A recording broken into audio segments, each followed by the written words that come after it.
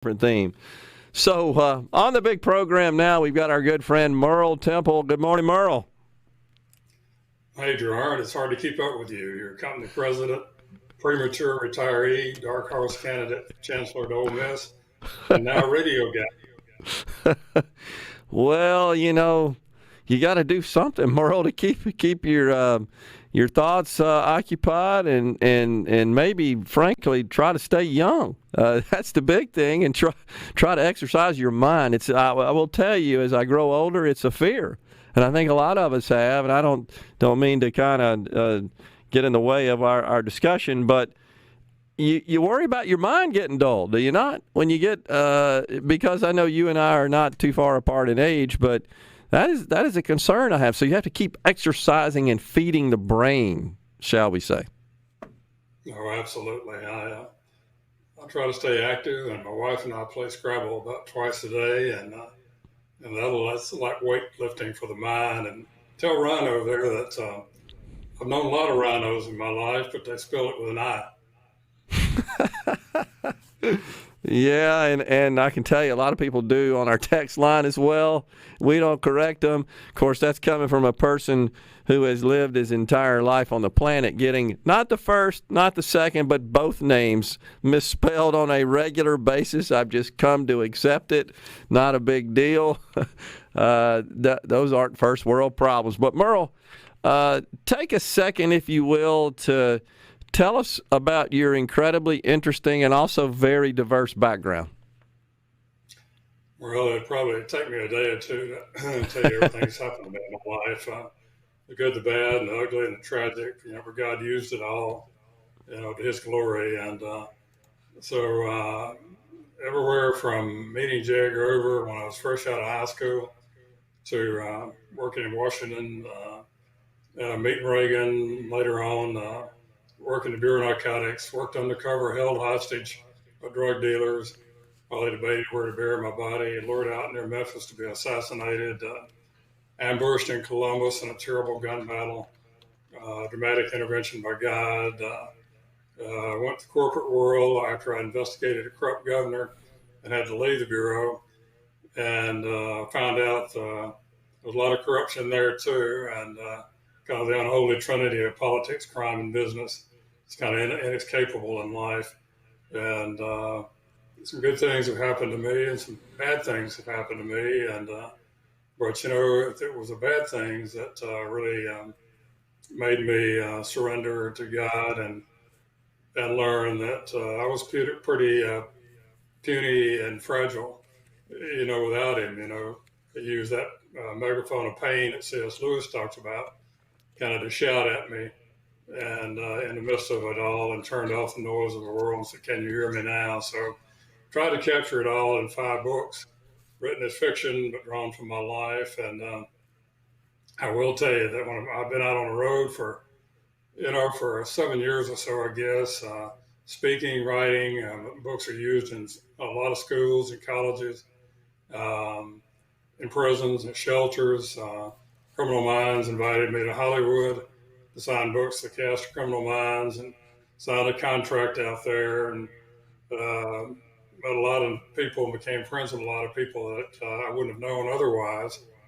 And I got to tell you that when I was first out on the road and doing interviews and meeting people, they would always ask me, "Now, what's your name again?"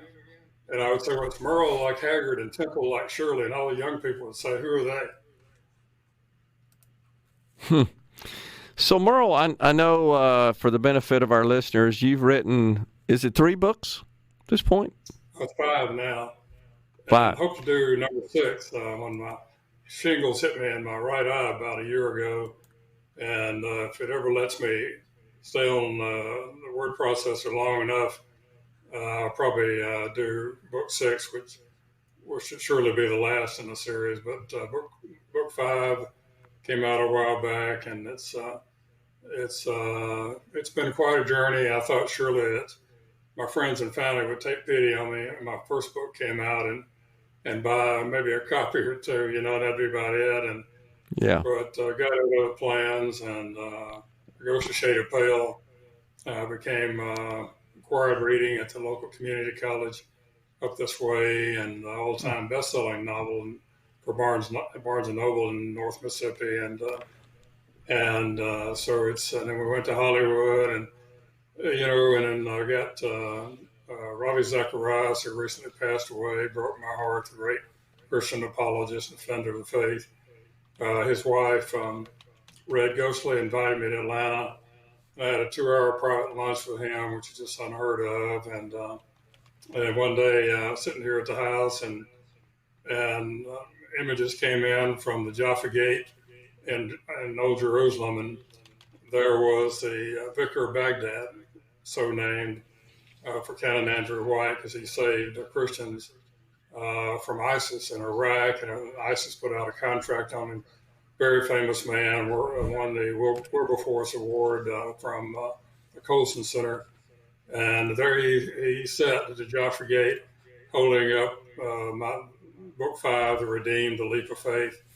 And for a while, until they closed the bookstore, our books were available in the bookstore attached to Christ Church, which was and is the oldest Protestant church in the Middle East. So I could go on, but all these things are all God. It's not me. I'm just tagging along.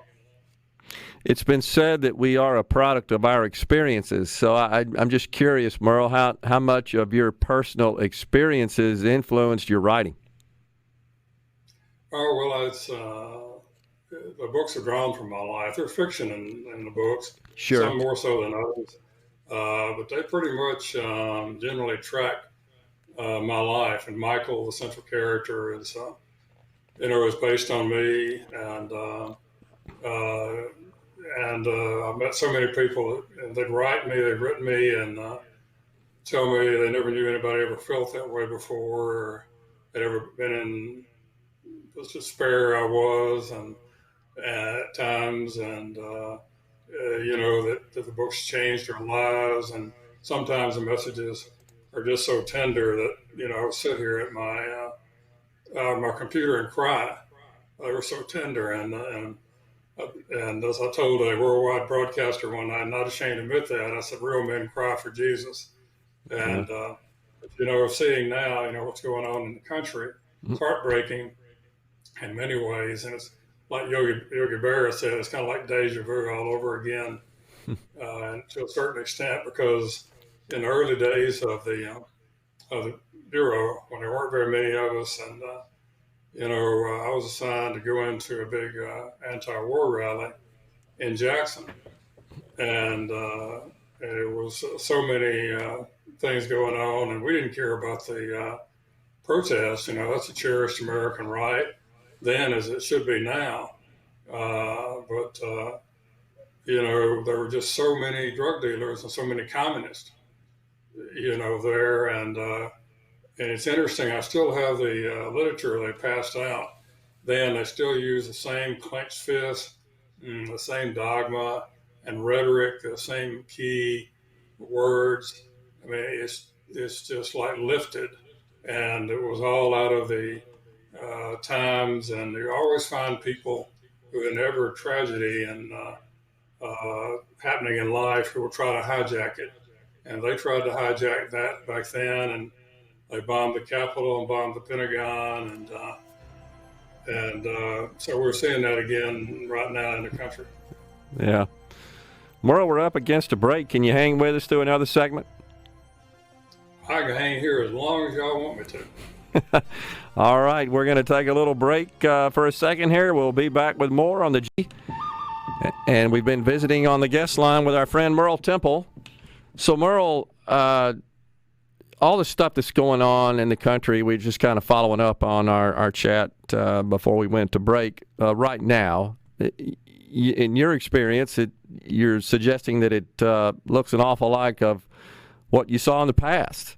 I guess the year 1968 is what comes to mind for me. What are your thoughts about that? Yeah, well, for sure. It's and actually around 67. There were a group of communist, so-called intellectuals, revolutionaries. They drafted something called the March to or through the institutions. And that's what we've seen, I think, over the last many decades. And they said, we're starting this now. We began to see it when I was on the cover, and like in the march that I mentioned. And their aim was to really take over all the institutions in the country. And you got to give them credit. They think long term, and they've really done a pretty good job at it. Schools, colleges, the media, foundations. They have followed that plan as laid out in around '67.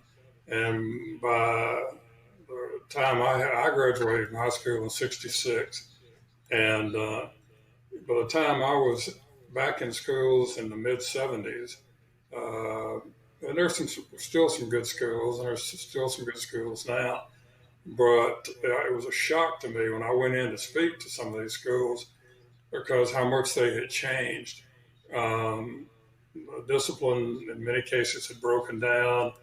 When I was speaking, there was no respect for the speaker, and nothing was done to correct the students and the audience. And in fact, when I look around, some of the people there were I knew were on our suspect list, for dealing drugs, and it was really a shock to my system. And I'm happy that a lot of schools now use my books and give me the opportunity to come in. I've talked to thousands of kids, and that's my favorite thing to do. That and to go into shelters and prisons. And we recently had up in Texarkana, I was told that the head of the Aryan Nation read Ghostly Shade of Pale that was left on his bed by somebody, and that he renounced his hate and what the group stood for, a very violent group, and that he was beaten and stabbed, but he recovered because he accepted Christ, and he was transferred. And last we heard, he was in a leading Bible studies at the prison they sent him to, and just so many of these stories, I could tell, but there are always front groups that are Marxist in nature, that are going to move in and, try to take a genuine protest and genuine swell of maybe emotion and concern and exploit it, and see what we see now with the Antifa and those kind of groups out taking over Seattle and, charging City Hall and, putting down statues and burning and looting and, hurting the very people, that the original protests were designed to spotlight their concerns, and it's and some of our foreign enemies, particularly I think Communist China, they love to see what's happening now, because they had a 100-year plan from 49 on, I think is when they drafted that, and of how they would dominate the world, and we're in their way. And so there are some foreign actors involved in this, or domestic front groups, and a lot of money showing up, and not to mention a lot of pallets of bricks showing up suddenly in places they shouldn't be. So it's a trying time for the country, and we pray for our leaders, and I pray for the president.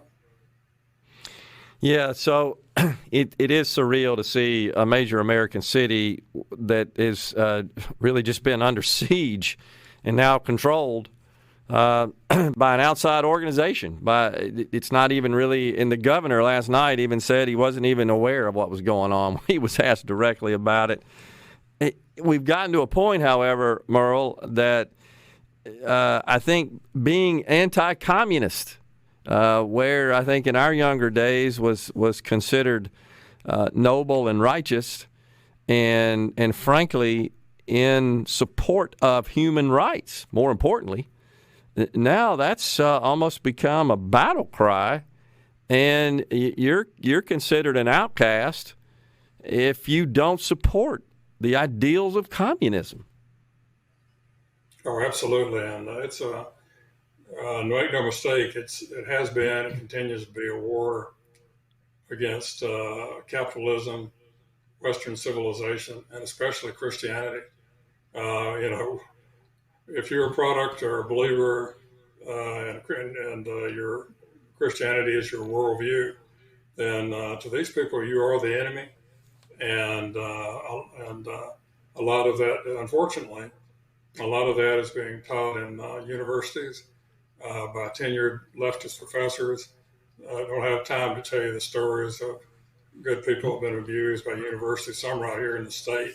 It's not, we used to think it was somewhere else, but now it's here in the state, and even in some of the evangelical churches, you know, in the hierarchy and some of their um, think tanks and everything, they've been infiltrated, and they're beginning to blend the gospel, a mix of gospel with Marxist ideology. And, you know, I've had some interesting discussions with some of these people, and I try to do it in love. Like Ravi Zacharias told me to always give a reason for my belief and my joy, but to challenge, but do it in love. And I try to do that, but not let it go by unchallenged. So I'm an old guy now, I'm retired, you know, and so I can speak up and speak truth when I see falsehoods being offered up to, especially to naive young people, as a perversion of truth. And so it's every day is a challenge now. You know, it's like waking up in a twilight zone. You know, you can almost hear Rod Serling's voice. For all anybody out there is old enough to remember Rod Serling, Twilight Zone that we grew up on. You know, I can hear that opening theme now. You know, you're kind of crossing over into the Twilight Zone, and it's when I see these images, another dimension. Yeah, my heart breaks. My heart breaks for the police officers who've been killed and their families. They're hardly mentioned. They're hardly mentioned. All I ever hear now, even from some professing Christians, they talk about the need for reform, and that's okay. But I hardly ever hear a mention of good police officers like the Captain Dorn, who was 77 years old, retired, defending his friend's store, shot to death, and you know, and the young officer out in Las Vegas who's battling right now for his life is on a respirator. He was ambushed during a protest there, and the guy just shot him. A coward shot him, and they've got the guy now. But you know, it's just, and I could go on and on, and you know, it's a tough time to be a police officer. Are there some bad police officers? Sure, there were bad police officers in my day. Some of them betrayed us. You know, that's the way of the world. You know, it's a human condition. There are good and bad people in every profession I've ever had any interaction with. And, Sure. And to say the police, they have so many millions and millions of interactions with the public. And it's remarkable, really, how free they are of bad things happening and the restraint showing. And when I was at Ole Miss, we were the first wave of folks it was a big push nationally then to bring college educated guys and women into police work to so-called upgrade the profession. And so I got my undergraduate degree, my graduate degree in criminal justice at Ole Miss. And, Yeah. you know, but a lot of strides have been made, and I just don't see, don't see the good guys getting recognized. No, I share your concerns as well, my friend. And what just happens every day just seems like more shocking. It just keeps going further and further crazy. And I pray for healing. That's about all we can do, and just have confidence that the Lord's going to help us and see us through this. Merle, so glad you joined the show today. Thanks so much for your insight and sharing your experiences. Good luck to you, and always enjoy your insight in social media. Take care, my friend. Thanks, Gerard. MerleTemple.com for the